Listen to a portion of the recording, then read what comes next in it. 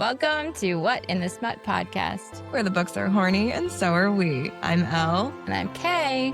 So, there's been some hope in the world recently. A little bit. Is any of that feeding into what's going on in the Smutverse? Well, happy Earth Day, everybody. This week, I refuse to talk about anything that isn't Artemis II and the wonder that is humanity journeying back to the moon for the first time in 50 years. Now, there are many things worth saying about the mission, the things that awe me, that make me cry, that give me hope for the future in ways that current events here on Earth do not. But I will keep this update limited to a small one. When the astronauts on board the Orion spacecraft got up close to the moon for the first time, they communicated back to NASA what they were seeing. And Reed Weissman, commander of the mission, said it's just everything from the training, but in 3 dimensions and absolutely unbelievable. This is incredible. And Jackie Mahaffey, who is a NASA officer in mission control, kind of became a meme because she laughed in response and replied, "Copy, moon joy." I love that. Isn't it so cute? It's like the perfect type of wholesome that we desperately, desperately need. Desperately need, yes. So that's what I'm taking forward from this mission and from these moments is just the bubbling up of joy in a bunch of nerdy scientists going to the moon and back and seeing bits of our universe that we haven't seen before. There's good in this world, Mr. Frodo, et cetera, et cetera.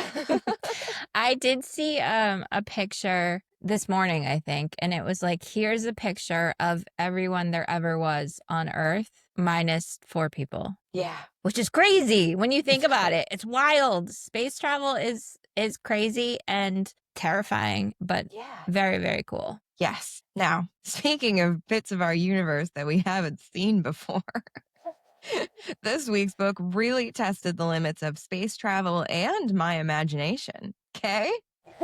So, happy Earth Day.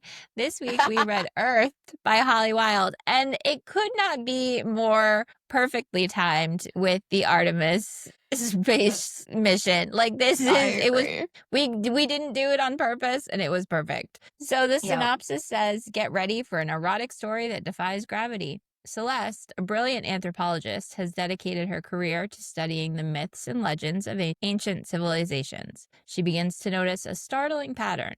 Human sacrifices seem to coincide with the absence of natural disasters. Delving deeper, Celeste uncovers a shocking truth that no one else has discovered. Earth is not the cozy sphere we believe it to be. Instead, it's a massive, elongated structure, one that's phallic in nature. Also, it's on the verge of a catastrophic explosion. Realizing the gravity of the situation, Celeste must warn the space program and figure out how to safely collect the eruption from the tip of the planet. The only hope for humanity lies in a daring and unprecedented mission. Celeste must journey beyond the stars and transform into a giant woman to stabilize the planet and prevent its destruction. Can she collect the Earth's release before it's too late? Where would you put this one on our smut scale, Elle? I don't even know where to put it. I think this is a level 2. Okay. There's a lot going on, but purely sexual events include some spanking and a ball gag. So yeah. Changed my perspective on that forever. Oh, for sure. But it's not like the outrageousness of this story is unrelated to the erotica in the story. The outrageousness is not the smut this time around. Yes, correct. There weren't any trigger warnings at the start of this book, but I don't know if there was anything particularly noteworthy. Well, we've got the unexpected virgin.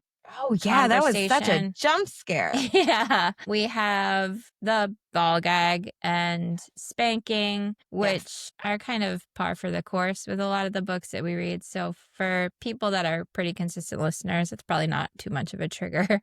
True. There is mention of human sacrifice. There's nothing detailed. The idea that the world is going to end could be kind of triggering these days. So there's that. Yeah. And also the potential for her to do this mission and fail and die. Yeah. So overall, this had a 3.8 on Amazon, 3.4 on Goodreads, and a 5-star from Amazon says official Earth Day read, and we agree. Celeste is on a mission to save Earth from drowning in. Yes, Earth is in fact shaped like a ding-a-ling and ready to explode. This was everything. So freaking funny and also good plot. Get ready for Planet Hood, earthquakes from Fun Time, Moon Ball Gag, a sweet love story, Virgin Earth, and a solar system cat named Leo. Holly continues to nail it. Someone make this the official Earth Day read, please. I'm declaring it now. I agree. I mean, this was a trip. 4 stars is so creative and unique. I've been on a Holly Wilde binge, and this is by far my favorite. The sheer creativity and uniqueness of the story is amazing. I was fascinated by the concept and had to give it a go. As always, Holly had me laughing and swooning. If you like weird sentient romance, then give this one a go. 3-star from Goodreads says, normally I am all for the female main character getting hers first, but today I take issue with her doing some face sitting before taking the load that is literally going to save the human race.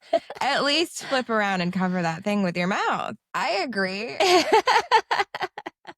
feel like there was a little delay that there shouldn't have been. Yeah, I agree. And then a 1-star from Goodreads. Are the ice caps melting, or is it just pre-cum from the Earth? The world may never know. Is it the salt from ocean water or no? No. No. Man, that was a good one. That was a good one. Damn you, Kay. It's too early in the morning for this. If you want to give Holly her flowers, as always, the link for this will be on our show notes. This one's not on Kindle Unlimited, so we did spend, I believe it's $2.99 to read this one. It was $2.99 well spent. Yeah, I agree. So, as always, we're going to do a full rundown of the plot. There will be spoilers, but if you want to read this one before, click the link in our show notes, and we will be right here waiting for you when you get back. You ready? So ready. Let's get into it. Let's start with the dedication. Because it's Holly Wilde, so there's a double entendre. Always. To the person reading this book, you deserve the world. I mean, I needed that, Holly. Thank you.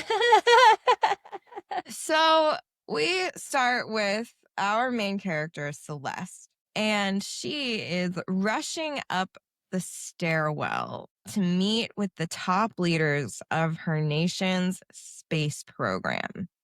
Yes. Now, what is interesting about this, and it's not particularly clear when we start the story and kind of becomes like a footnote later, is that this is like far in the future. Like humankind has kind of nailed space travel to some extent. And we don't even ever learn which nation's space program she's talking to. It's all very choose your own adventure, kind of. Yeah, it's a little hand wavy, I would say. But Celeste is a doctor and a professor of mythology and ancient cultures and a prominent anthropologist.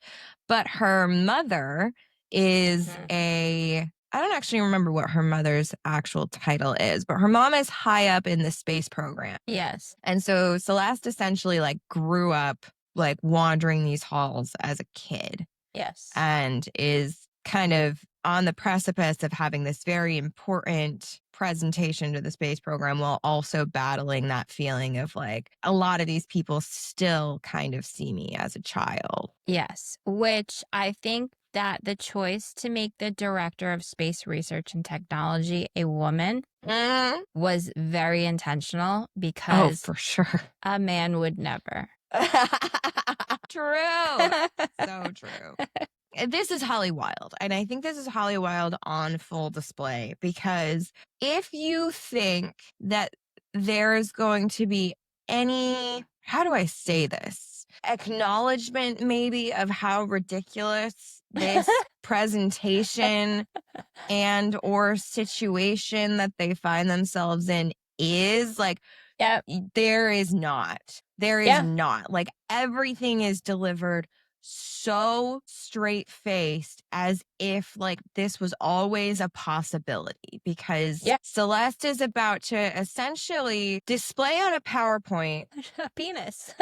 a penis to the leaders of the space program. Now, I take issue with some of this because it seems crazy that humanity travels in space quite a bit these days Mhm. and still believes that the Earth is a sphere Well, I mean, when it maybe is they're very just clearly not.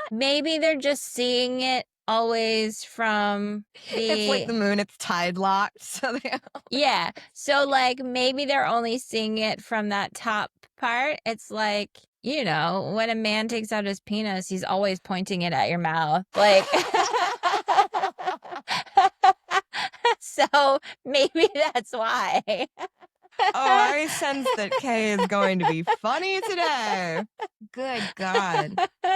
Also, we get some information in terms of like dark matter, which is way beyond my pay grade. That And also not at all how dark matter works. which again, you would know that.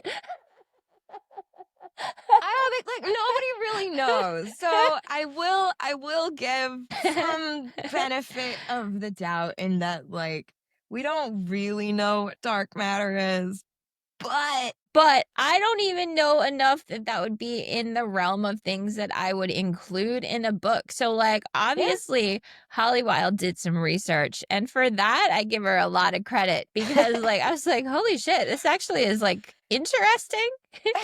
Maybe it's not right. Well, obviously, Not it's not right. right because It's not right. I don't know. I mean, the only way I can come back to this is to think like all of the satellite images are just it's pointing in the same spot. And that's why you Sure. can't truly tell that it's a giant penis. Let's go with that. It's- Let's go with okay. that. So Celeste's hypothesis here essentially is that ancient civilizations managed to figure out that human sacrifice is keeping the earth from exploding. And that's why they're always offering up women's bodies for the most part. Yes. And we stopped human sacrifices. As a result, the earth is now, I think we get the exact phrase, our beloved blue planet has been suffering from a dire case of blue balls and we need to fix it. Yep. It does say that. Yep. So we get the information after she has told these very important people that the Earth is a penis and not a ball. Well, it's got some balls too. Our Antarctic region is the scrotum of the Earth. The tremors we've been picking up in that region are from the muscles contracting in the sac in preparation for the ejaculation. So we do get the Arctic region is still located at polar north. It's just more of a cylindrical shape than spherical.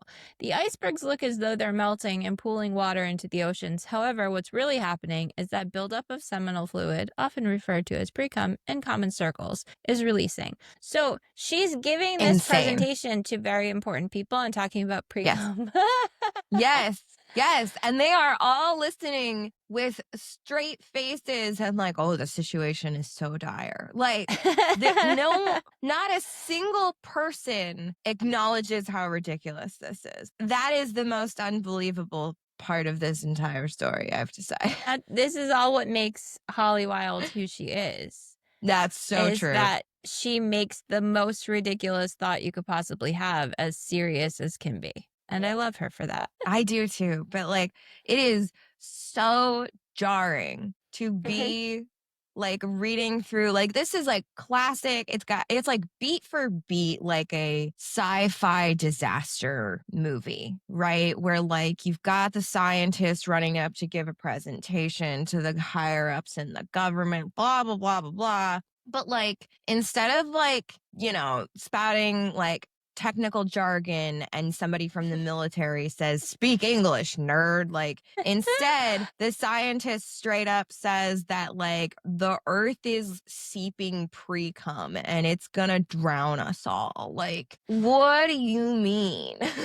So because these empires have all stopped human sacrifices, which it seems as though they were doing on the same day, despite Yeah. having okay, sure. So Sure. we've effectively edged the earth for centuries, and now the buildup is so large that it can no longer hold back. We also get the information that it's my belief that the era we commonly refer to as the Ice Age was, in fact, the aftermath of an ejaculation. While the planet did survive, life on this Earth could not thrive under the massive amount of seminal fluid coating the land. Another ice age is in our future, but it isn't the ice that overtakes the world. It's come. It's crazy. She even goes on to describe that, like, the reason why, like, rivers are overflowing is because they're analogous to the veins engorged with blood in a penis. Like, it's, it's incredible. I am overwhelmed. So then we get a serious question from one of the higher ups who says, do you have any proposal for how to either stop the planet from orgasming or for how to guide the orgasm in a way that saves the world? I mean, Okay. she does guide the orgasm eventually. So there's that. Eventually, yes. So we are going to learn about a process. Yes. It gets mentioned here first. We have to briefly decide that the planet will not go flaccid after the ejaculation. Which, So reasonable question. sure. Yeah. I don't know that they have any certainty that it won't go flaccid, frankly. No, I don't know why they suppose think not. that the amount of fluid on our planet helps to maintain a comfortable rigidity, even when it isn't in a state of arousal. So what you're saying is the taking Earth that is a big blue shower. pill. The Earth's a shower, not a grower. Yeah, I love that for the Earth. So then they finally give her that, like I mentioned before, anything you hear in this room is now completely confidential. Typically, we would do the background check and security clearance and all of that good stuff, but there's no time. And since you're the daughter of the director of space programs and policy, they're like, we are inclined to trust that you're not going to give all of this information to the tabloids or TMZ, you know? So they've discovered a program that has effectively transported weapons to battlefronts without needing to travel on land. The goal was that's what they were trying to do. Yes. The goal was to shift the sizing of the item so it would be undetectable when loaded into various crafts, but the process basically made them giant instead. The common trait was whatever they applied the process to would be massive. So this is like Honey, I Blew Up the Kid kind of situation here. Yeah. Thought about that quite a bit, which was like kind of a messed up comparison to make. Yeah, a little bit. Yes, but we are going to hand wave something's molecular structure of dark matter. We don't know what the molecular structure of dark matter is. And also a lot of hypothesis for how dark matter interacts with regular matter is that it causes annihilation. So I don't think that it would cause anything to get larger. I think it would just cease to be, but that's not proven. And also, I'm not an expert. I wouldn't take anything that I say as a firm fact.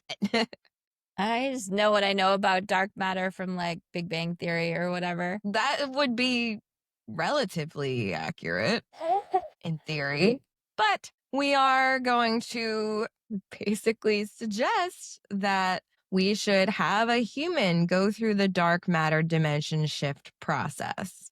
Then they would not only be able to handle the complex task of milking our penile planet, It does but say absorbing every last drop of ejaculate. It would be up to the volunteer to decide what position would suit them best once they make it into orbit. You know, I love that for them. So basically, they say, like, how long do you think we've got? She goes, 14 days. And they're like, that's not enough time. Well, you don't have any more time than that. That's just, it is what it is. the way it So is. they say, Celeste says, a few legal loopholes are worth it when your only other option is being smothered to death by cum. We need to face the facts and realize that the only choice we really can make is a radical one. If you have the technology to send someone up into space and be the vessel for Earth's ejaculate, then I have to agree this is by far the best option we have to save humanity. Just remember, it has to be a willing participant. That was the key to all the successful rituals in the past. And her mother, of all people, her mother is the one that's like, would you be willing? It's not her mother. Oh, her okay. Her mother's name is Rita, and the head of the space program's name is Rebecca. So So Rebecca says to her, would you be willing to do it? I said, crazy. Would you be willing to fuck the Earth? But like, we don't spend any narrative time on like the fact that she will not be returning from this mission. Yeah, because they can't shrink them back down. No, like that, and that's like not even made clear until she's already like kind of going through the process, but it's like a footnote. It's not, despite the fact that we are in Celeste's head, we are not spending any time on the existential crisis that would be, I'm never coming home. Right. Which it's interesting too, because like she kind of has some thoughts about how like she's dedicated her life's work to the Earth. Yeah. And her mother's dedicated her life's work to space. And now she kind of gets to do both of those things as one. So like the rebel that decided not to go into space can now do what she went reconcile to do. Those things. Yeah. I also found this fascinating. It was thankfully enough time. 1 week. 1 week was all the time I took to train for space, though I feel like I've been training for this my whole life. It was also, thankfully, enough time to evacuate everyone off the planet. The only humans staying behind are the ones needed to ensure the space mission is successful. That and a few various world leaders will make sure their countries are well maintained while the rest of humanity is gone. What do you mean? Think about how long TSA lines have been and how crazy those lines would be. There's no world, Earth or otherwise, where we could evacuate the entire planet in a week. Well, moving on. Celeste thinks it feels like destiny that I am the one who will copulate with our phallic planet. And I keep coming back to the fact that their civilization, very few global governments were given the information about this mission, let alone about the fact that we are not living on a globe. Like, I mean, think about the flat earthers.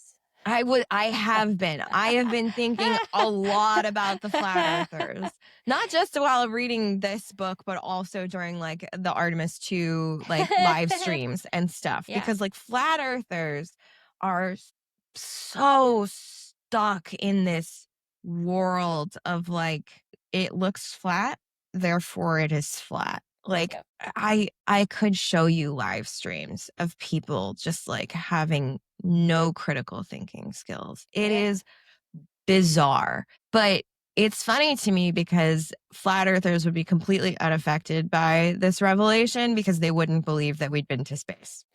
Well, I mean, have you seen all of the things with people trying to discount them being in space right now? Of course. Look at the green screen glitched or whatever. They've been doing this for decades. They don't believe that, like, some of them believe that satellites are real, which is kind of crazy, but they don't believe the ISS is real. And so, like, every single, like, piece of footage that we have of astronauts in space, they're like, nah, it's not real. They would have crashed into the firmament because they think that there's, like, a giant dome over the top of the flat Earth disk. Like the arena in the second Hunger Games. Yeah, very similar. Mhm.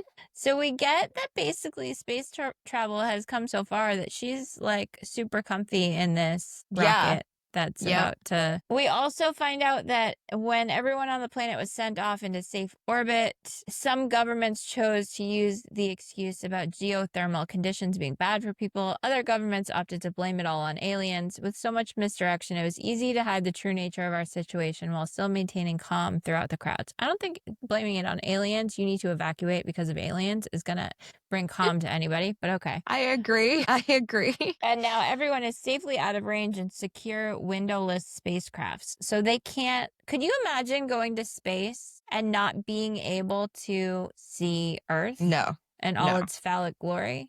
No, absolutely not.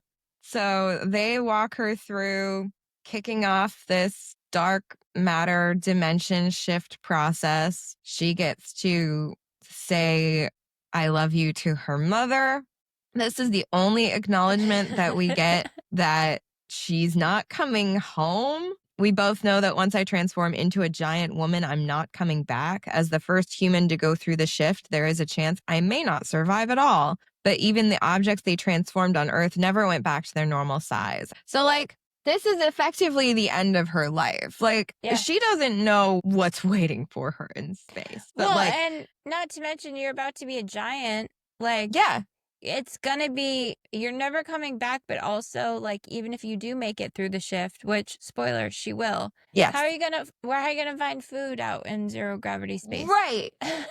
Like, none of this, like, you're gonna die. You're gonna die. Like, you're gonna use the Earth as a giant dildo, and then you're gonna die. Well, so this was interesting because we do get an acknowledgement that there isn't pain. Okay. When she changes, yeah. Yeah.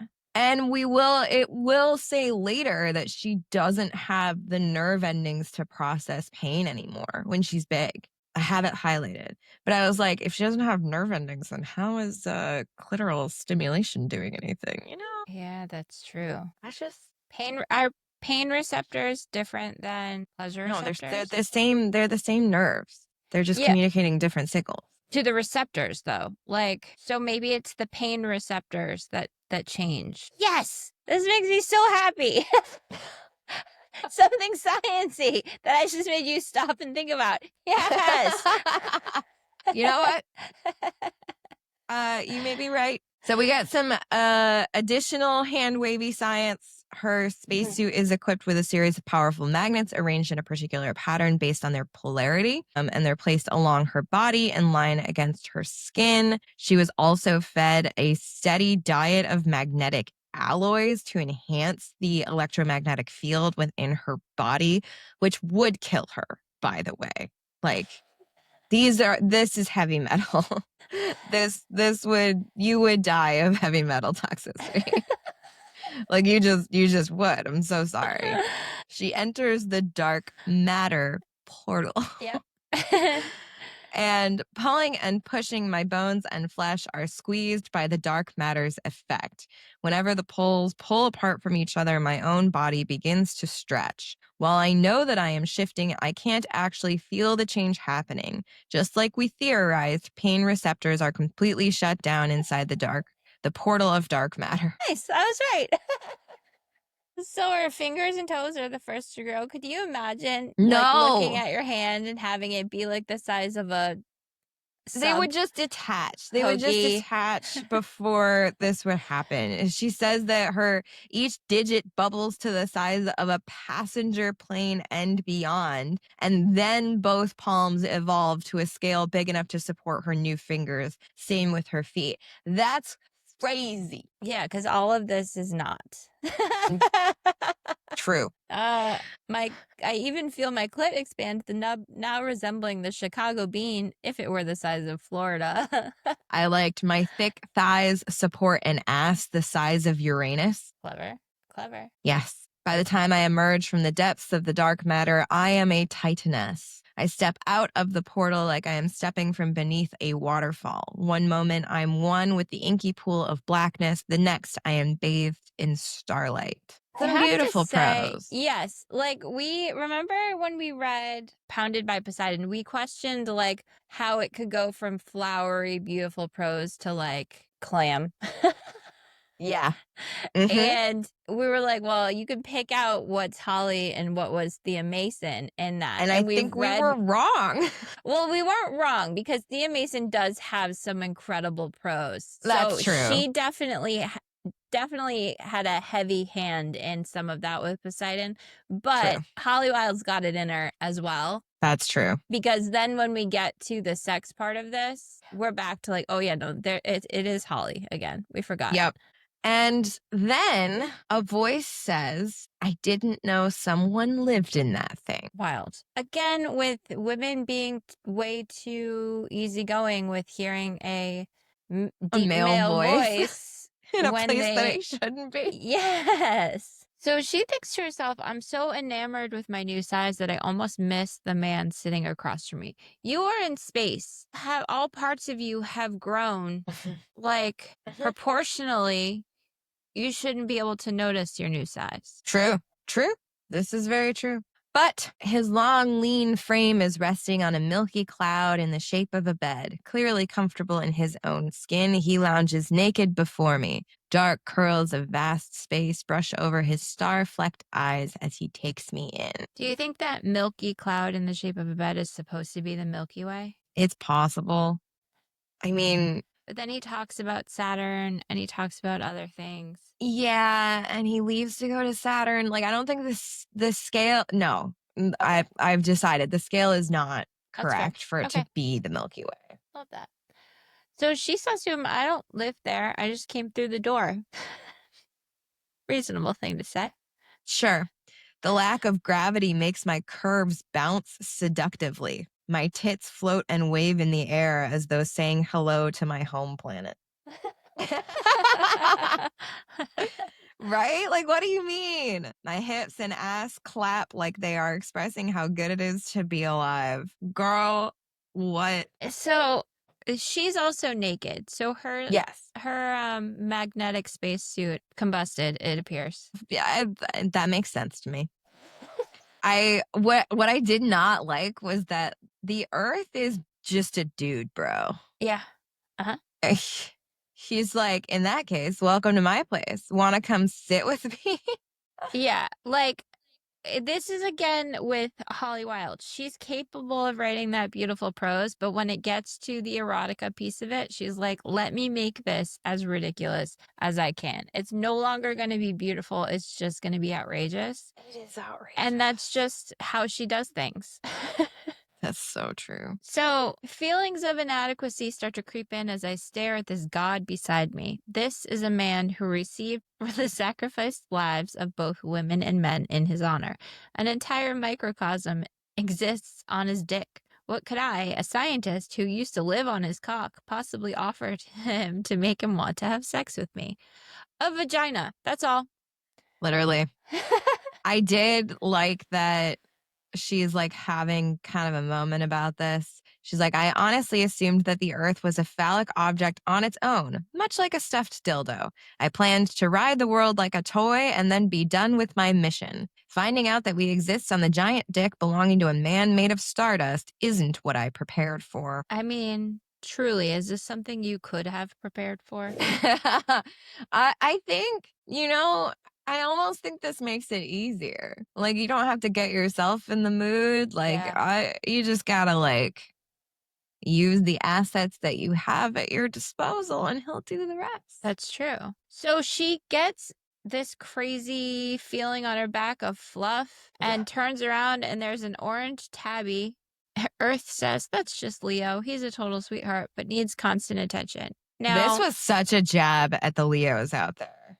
what's funny is I didn't even, I was thinking in terms of like a constellation. Yeah.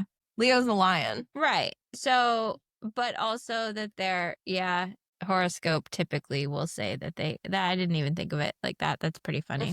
I'm not even like a a star sign girly, but and I'm not a Leo, but I felt attacked on their behalf. Maybe you've got Leo in your sun In or my moon star chart. rising instead. Anyway, so having now discovered that Leo is a living, breathing, actual cat, Yeah. Celeste has the wherewithal to be worried about what the other constellations might manifest as. And she thinks, hopefully, I won't encounter Scorpio while I'm here. A cat I can deal with. Anything else would probably send me running and screaming. Cancer's a crab. Pinch your ass right in the middle of sex. Depending on who you are, that might make Might things work. better. So Yeah. who knows? Good point. So this is wild. She like tries to play off that the kitten's freaking her out. And then leaning back onto my arms, I stick my tits out. Of course, he notices right away and scoots closer to me. So she gets him back in the mood just by men. Yeah. No, this is all very believable, frankly. This is one thing. Also, we had gotten the information before and we kind of just breezed right by this. We had gotten the information before that they, down at Mission Control, would be able to see and hear her whole thing. Her hypothesis at this point is that she has become invisible to the human eye the same way that Earth was. Yes. Why only Earth's penis is visible, I don't know. No. But also, you would think that it would be dark for a moment of time. Yeah. When, you know, like he's inside of of her? her. Yeah. So, like, some of that I wish we got more clarification for. Would it have helped, though? No. So, but There she you does go. kind of have the same thought. She thinks, reaching my hand down, I grab his shaft firmly. I have no idea if my hand can be seen or felt by those back home, but I'm hoping that the dark matter shift has made me invisible to the human eye. Now, I think about it in terms of this, like, I don't think it would be able to be felt. I don't know why. I just, in my head, I'm like, no, they can't feel it. Everyone that's on there, which there's only a few left, but is much too small. That I don't feel like, almost like bacteria size, if you think about it. Yeah. So, like, you can't feel bacteria and you can't really, like, wipe it all off if you're, like, rubbing at something. So, True. Yeah. that, I guess that's my thought process for this. I think that makes sense. I think that's a reasonable interpretation of events here. And perhaps why I've got a headache today is because I put far too much thought into that. Damn you, Holly. So she's trying to get them both back in the mood, but Leo chooses that moment to start licking his butt. And finally, Earth gets the hint and goes and picks up Leo and deposits him using the Big Dipper as a cat tree. He gently lays the fluffy kitty down into the ladle before turning around and giving me an even better view as he returns to me. She's also getting very turned on by the fact that there's something so hot about a man who is good to his pets, and the way Earth is cooing at the bundle of fur in his arms is a total turn on. Sure. Have you ever had to remove an animal from... Yes. Same. It's like, no, you need to get out of here. And you also, need to not be present. The licking thing is, quite honestly, the worst sound in the world. And that could have been a trigger for that could have been in our trigger warnings, because my dog, when she starts licking, it drives me absolutely insane. I'm like, that is disgusting and absolutely not. Dog licking is worse. It's louder. Than cat licking. Yeah. It's not a good sound. We've successfully removed the cat from the immediate vicinity. She is like, okay, I have to save humanity. I have to save the Earth. All of this was the thing that I struggled with for this story was that I really like, I mean, you know me, I like partners to be on equal footing. Yeah. I like there to be banter. I like there to be a dynamic. Yeah. And like, Earth doesn't really have a personality. No, not at all. And on top of that, like, we're going to get her be like, oh, he's so sexy. Oh, he's so sweet. Oh, I love how much he loves me. And I'm like, girl, what do you mean? What do you mean? it's just like you like are kind of lying to him. Like you're trying to seduce him for the fate of humanity. Yeah. Like you aren't interested in him to start with. Right. Like, and none of that is addressed So is in any this way. dubious consent? Is that what you're saying? Maybe. I Yeah. don't know. I don't know. I But don't know. is It's dubious weird. consent okay when there's the fate of humanity is riding on Oh, it? I'm not gonna argue that this was like an ethical violation. Like I'm more on the side of utilitarianism. Like the needs of the many far outweigh the needs of the few. But my issue is with this as a romance, not as an ethical dilemma. Yes. So he's walking back to her, and she decides to get on her knees. Which is, of course, going to work on any man. Yeah, true. And then being a giant woman comes with benefits in the form of perky globes that spill over in my grasp. Again, you were created to be proportional in theory. So, like, you had big boobs when you were normal size. Now That's you're face to face with a giant man with an earth dick, and you are also have big boobs. But she uses those. I wrap his cock in my pillowy caress. A low grumble of pleasure is my reward as I bounce them up and down around his celestial dick. That's the first route you're going, right? Not my preferred. And also not particularly helpful, since it says his sticky sap of life begins to run down the crack of my tits, the fluid lubricating my steady strokes. Like you're just The adding point is to get the cum away from the cock, not yeah. to slather it in it. Yep. But this is where the jump scare happens. He starts sounding a little nervous as he speaks. I've never been with a woman before, so I'm a bit excited. His words catch me off guard. Same, girl. Yeah. She says, I have no qualms with him being a virgin. If anything, I'm mad at myself for not considering that he hasn't had his dick touched before, not counting the little tickles we gave him during our human rituals, of course. This makes my job both easier and infinitely harder. It doesn't, though, because, like, all you gotta do is, like, literally sit down on that dick and he will come. Problem solved. Yeah. Yeah. Like, why are we worried about, like, him blowing his load too quickly? Just, that's not... The point What do you is mean? to get it to go somewhere that's not all over itself. So Yeah. Wrap your mouth around it and be done with this. Like, Yeah. there's no... The contrived need to, like, draw this out is... he's been edged for centuries. We've already discussed. Yeah. There's nothing you can do at this point to prolong it. Like, it Yeah. shouldn't even be possible. Anyway. We get as if he can sense that I'm thinking of him because she's thinking about the fact that his ass was great, his arms flexed, the stars shine in his eyes. If I weren't so determined to save the world, I would absolutely be falling in love with Earth. Girl. What? Yep. We know how you feel about this. We should have said insta-love trigger at the top. Yeah. It is insta-love. Absolutely. But, like, also, what do you mean as if he can sense that I'm thinking of him? You're literally tit-fucking the guy. Like, Yes. of course he thinks you're thinking about him. Yeah. And gently he holds my head steady as he pumps into my mouth. I taste him in the back of my throat, as salty as the sea and just as refreshingly cool. That's more salty, I feel like, than the average. Yes.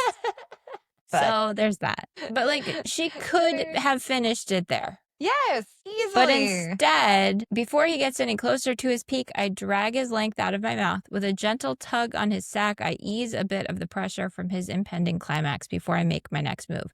So her next move is to sit on his face, which is not the point of this exercise here. No.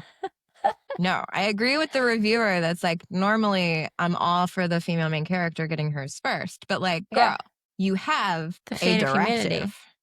Yeah. Having a clit the size of a state means that the sensations pulsing through my body are beyond compare. Again, it's proportional. Yes, it should all be just like normal. Normal. Now, if he's really good at it, that's one thing, and those sensations can be high end if he's really good at what he's doing.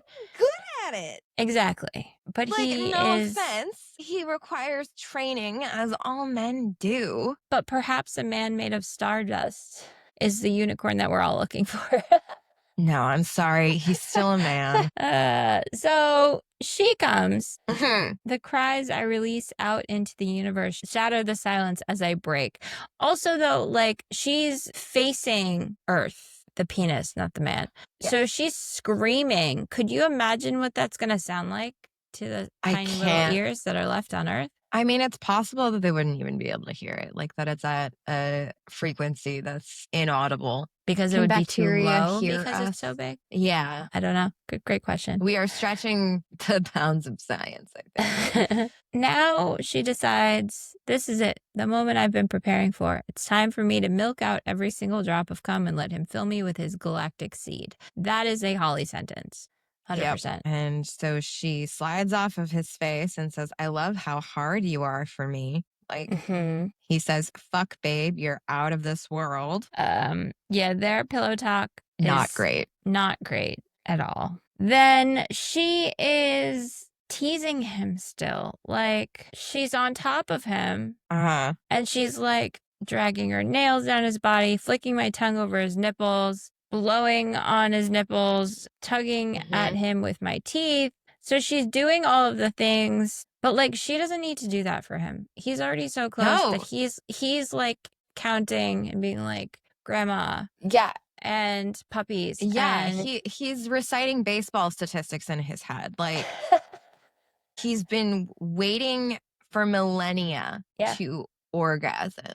Like, you don't need to do this. And then, so she like gets him closer and closer to climax and then leans down to whisper in his ear the words that will complete my mission. Fuck me, baby. Sure. And then all bets are off and there's no rhyme or reason to his rhythm. Yeah. So she cries out, oh God, please, which I mean as a prayer to save my loved ones who are currently being jostled in the depths of my womb.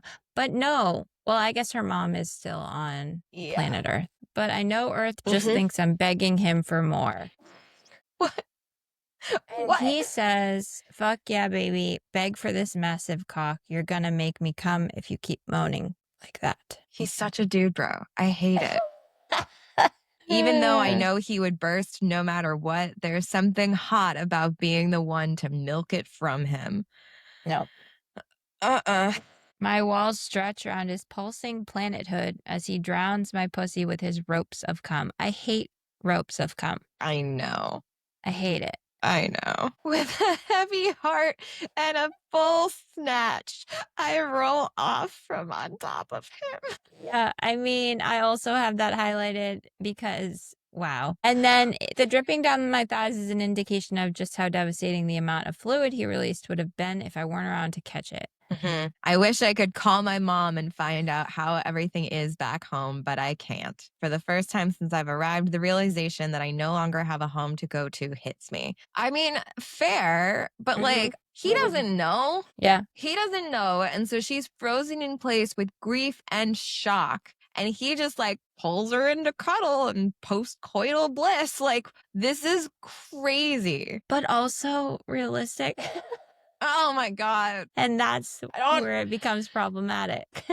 I hate it. I hate it so much. So then the next day it's the next morning, I guess. But where's the sun in all of this? Who knows? Yeah, true. I mean, if you think about it, like the sun, no, I can't think about it. I can't think about it because no, too big. We're just gonna breeze right by this. So she wakes up and he's not there, but the cat is, and the cat snuggles with her for a little bit and then disappears. And then she falls back asleep and he comes back. I nuzzle into his neck and deliver kisses over any part of him I can reach.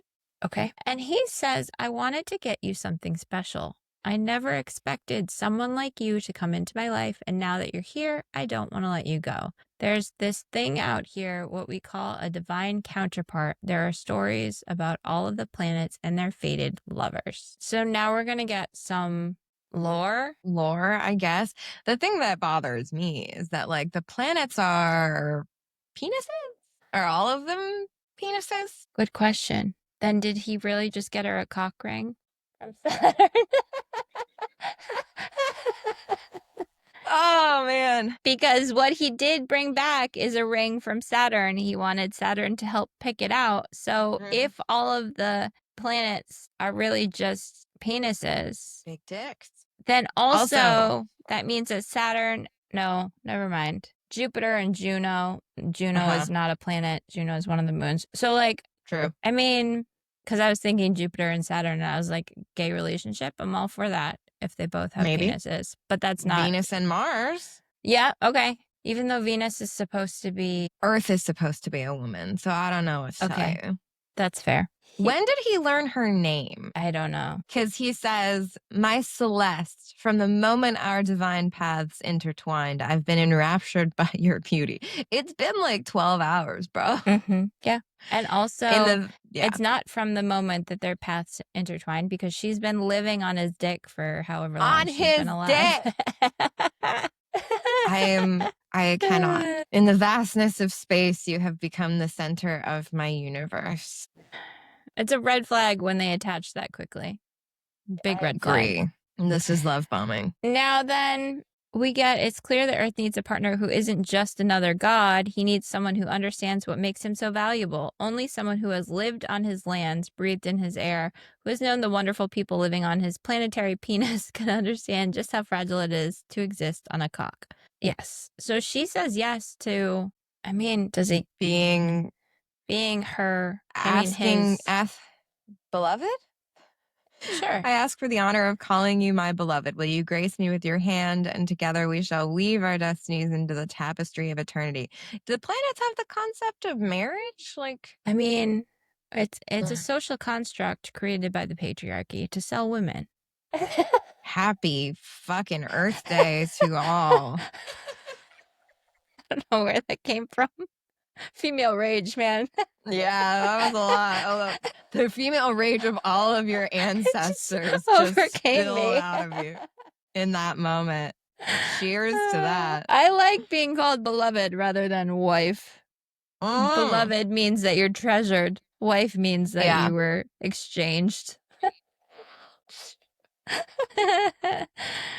So I was gone because I went to Saturn to pick this out for you. I'm glad it fits. It actually looks really good on you. You look really good. And then she decides to masturbate for him. Spreading my legs wide so he can see. I don't stop until only the ring is visible. So she's fucking herself with her ring finger. No, it's just the logistics of that don't... That's a very awkward angle, and then the rest of your fingers are in the way. The logistics don't really, but okay, cool. Maybe she's extra bendy. That's fine. Great. Love that for her. He says, your hand looks so good wrapped around my cock, but I think your pussy will look better. And then she laughs. Well, he throws her down onto her belly, and she giggles from the impact. Yes. And then he asks what you're laughing at. Is this funny to you, babe? And then what sounds like a sonic boom is actually his palm branding my ass. Without nerves to feel pain, all that registers is the ripple rocketing through my massive cheeks. She laughs again. He spanks her again. And then she laughs the last time, and this time it's laced with teasing as I provoke him to do his worst. And he says, oh, my sweet Celeste, you really shouldn't have done that. Without taking his eyes off me, he grabs the belt from Orion as well as the moon. And he turns the moon and Orion's belt into a ball gag. Indeed. The moon I've spent countless nights sharing my secrets to is now the thing that shuts me up. With the belt looped around my face to keep the rock in place, I am gagged by the moon and the stars. Nope. It's a no for me. So he lines his cock up to her entrance, and then it says, my cries die in my mouth as the moon eclipses my ecstasy. Holly does it again. Incredible. Just top notch. But like, sorry, she's not paused for a moment to think about what fucking him again does to the Earth. Yeah. The Earth has been still Yeah. for, however long they've been asleep. Did the humans return? Are they back on the cock? Like, are they now all up inside of her? Yeah, I mean, they couldn't have returned. They can't return while they're doing this. So that's one thing. Because they'd be like, just the spaceships would just be flying into like her ass cheeks or something. Like, they can't.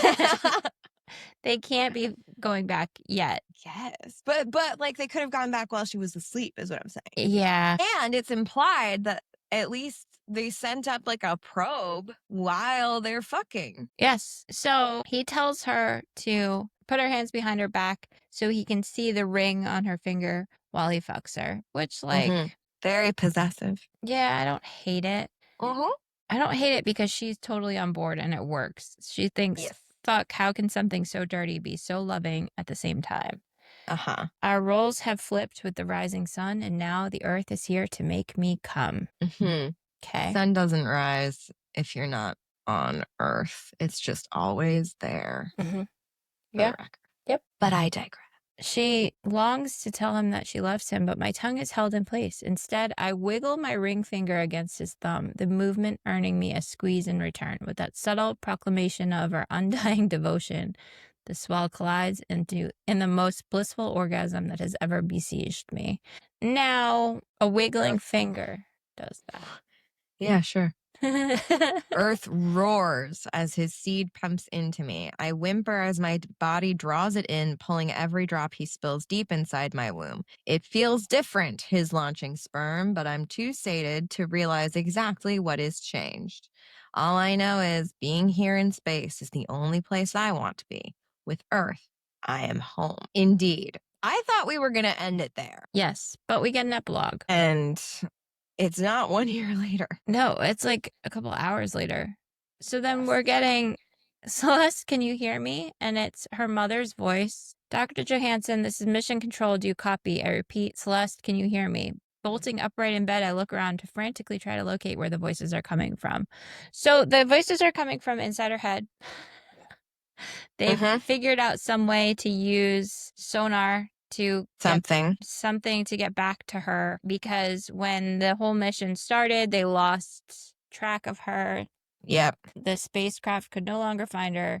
We left it up there for as long as we could, but eventually it returned back to the ground. Honestly, we weren't sure if you had made it, and we started to prepare for the worst. So then we do get kind of like what had happened, where there were some earthquakes, but none more than 3 on the Richter scale. Yeah, and pretty low. For nearly an hour, there was recordable magnitude to suggest a global earthquake. Suddenly and without warning, it all stopped. Man. So they knew that she had succeeded, and they scrambled to find a way to reestablish communication. And so they launched a rocket equipped with sonar capabilities.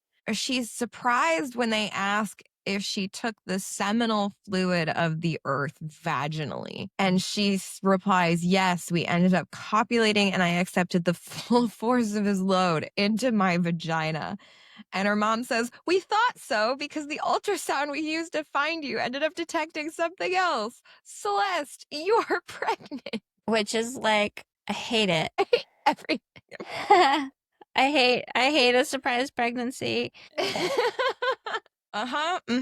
Also, like, okay, sure. So Earth wakes up while she's talking to herself, and then she tells him, I'm pregnant. And he says, how do you know? And she goes, I know some of the people who live on your cock. Actually, my mom is down there right now.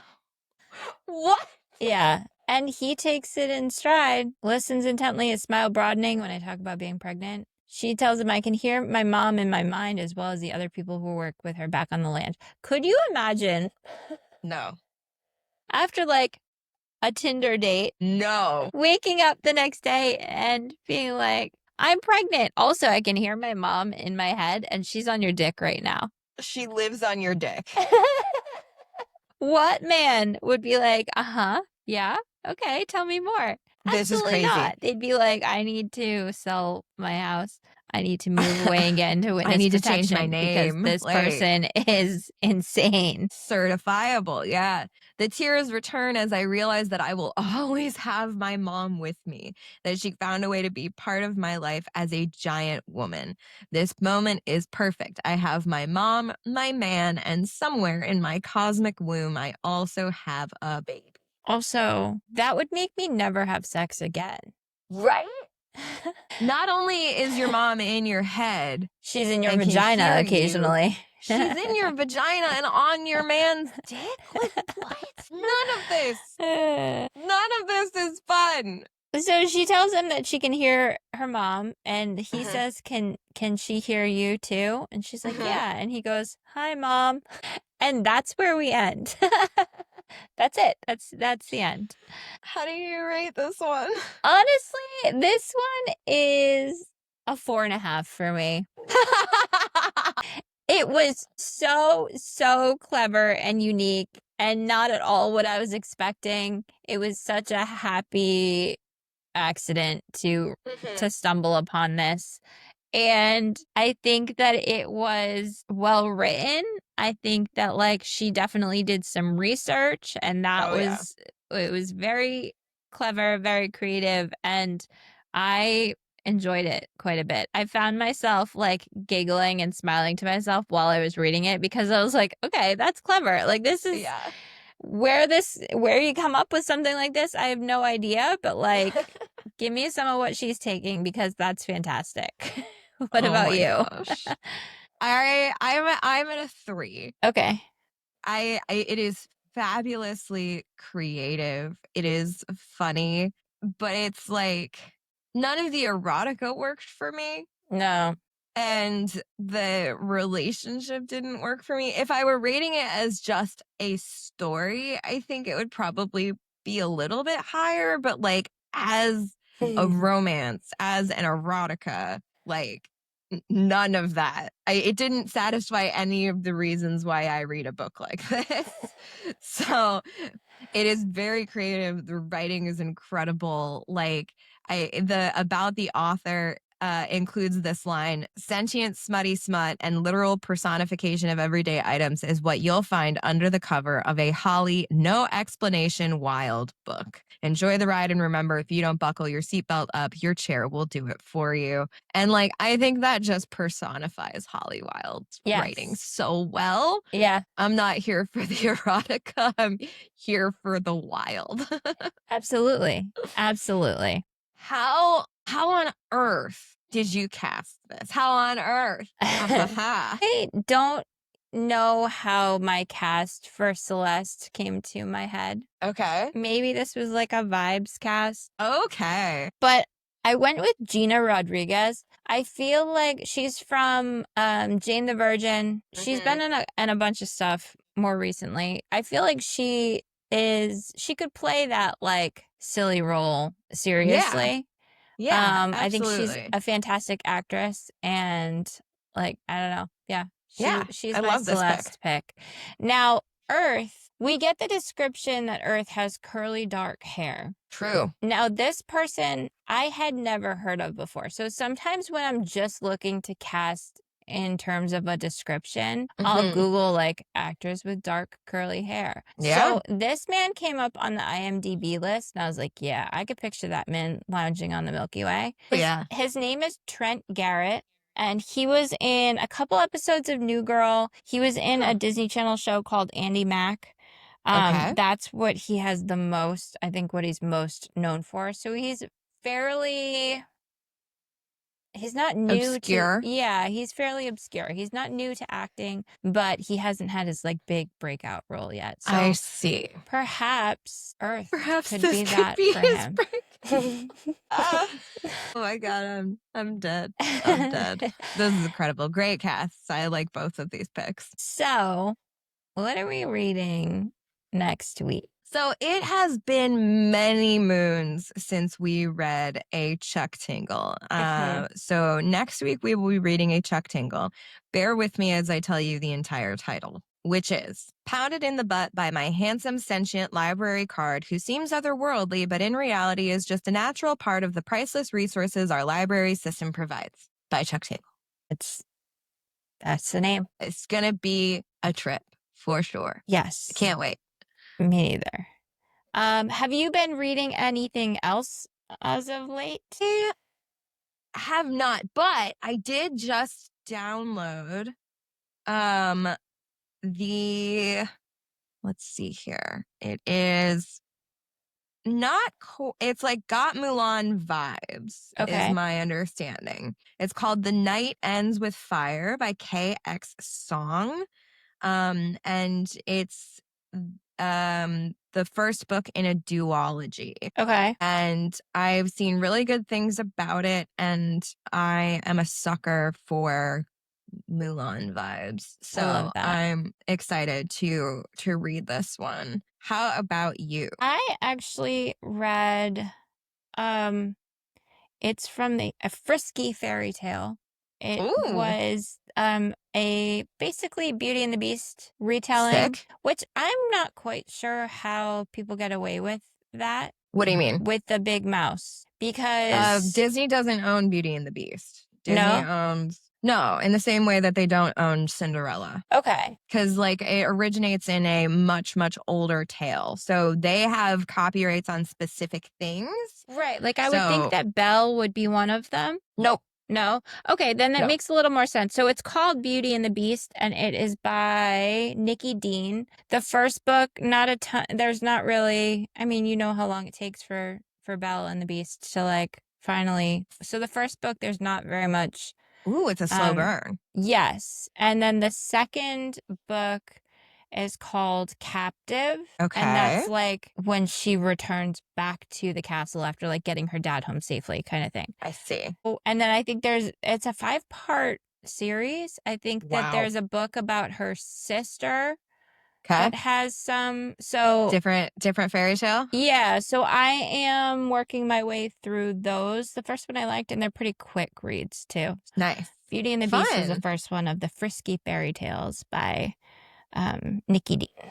Amazing. Well, if you have made it this far, as always, we appreciate you. You might have noticed today that I am wearing something, if you're watching the videos, I'm wearing something a little different today. We've got some merch. We've got sweatshirts that say "At My Wits End," and on the sleeve it says "The books are horny and so are we."